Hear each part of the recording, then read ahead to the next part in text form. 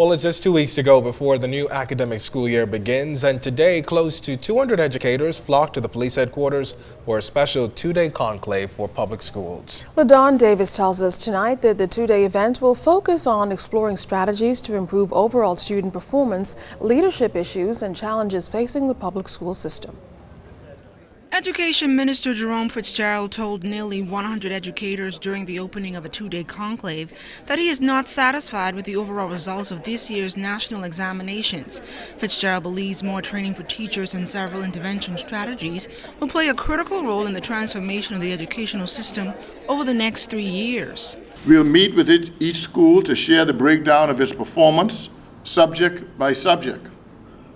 We will also meet with curriculum officers to discuss the performance of their respective subjects and strategies for improving the instructional deliverables as we are holding them and teachers under their purview accountable for these items. BUT President Belinda Wilson is pleased to see that the Ministry of Education is now taking a closer look at analyzing the overall performance of students. I was glad to hear the minister say that based on the GLAT and the BJC and the BGCSE results, they've done an analysis of it and they will now take it to the teachers, to the principals. After closely scrutinizing the deficits associated with the national examinations, Fitzgerald says the underachievement of students not only affects the public schools but private schools as well. There are private schools that have an entrance exam where hundreds of students take the exam every year, and only the top 20 to 25% are accepted.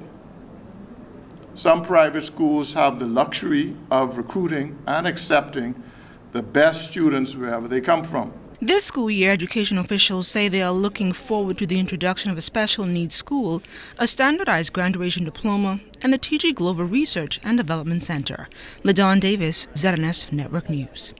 The Pinewood Urban Renewal Team held an Ethics in the Workplace symposium this morning at the Church of Jesus Christ Faith of the Apostle in Pinewood Gardens. The goal was to educate urban renewal staff members, residents, and the area's business community on the importance of maintaining ethics in the work environment.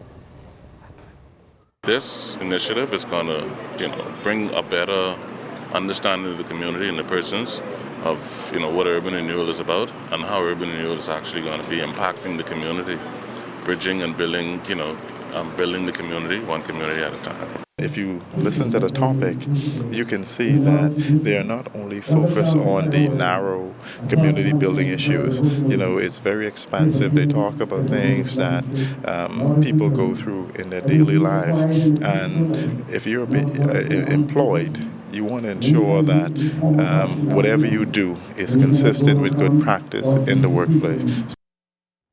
Well, stay with us. Sports is up next.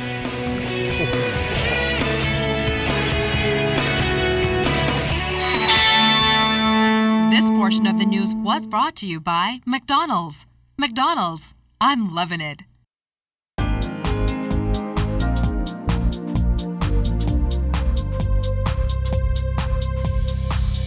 This is your Royal Fidelity Business News. I'm Jimenita Swain.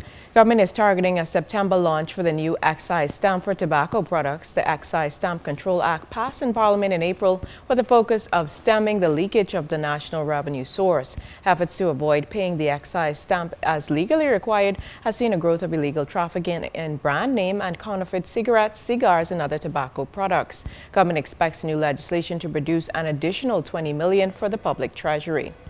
Security software company Symantec is reporting less spam but more targeted attacks. In Symantec's Internet Security Threat Report for 2013, it found that traditional spam accounted for 69% of all email in 2012, down from 75% in 2011. Despite those figures, 30 million spam messages are sent on a daily basis. Junk emails that offer sex or dating products now account for 55% of all spam.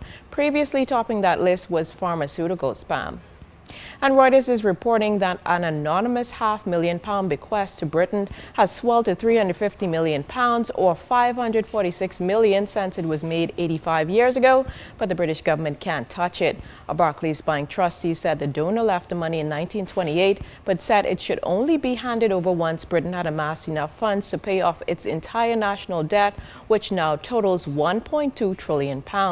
News of the current size of the potential payout came weeks after Britain Britain's government struggled with the terms of another £500,000 donation in the will of retired nurse June Edwards. A Barclays spokesman said the bank has been trying unsuccessfully to get permission through the courts either to use the 1928 bequest to make charitable grants or to hand it all to the Treasury.